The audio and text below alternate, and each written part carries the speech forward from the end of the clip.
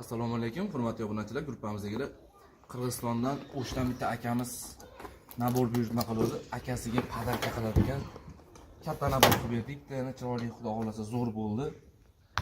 Go'sht suvaylarda chopgani bitta chopadigan boltasi. Buqalarning rasmini tushirib, chiroyli qilib ishlab berdik. Boltamizning materiali reles materialdan bo'lgan, moshni ishlangan.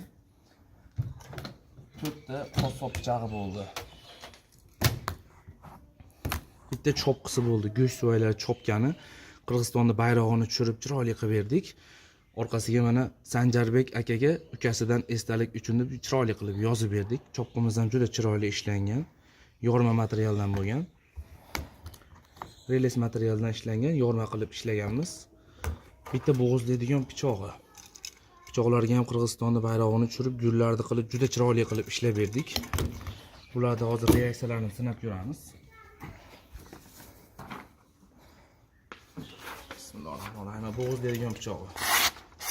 Moshni kesadi. Go'sht kesadigan pichog'i.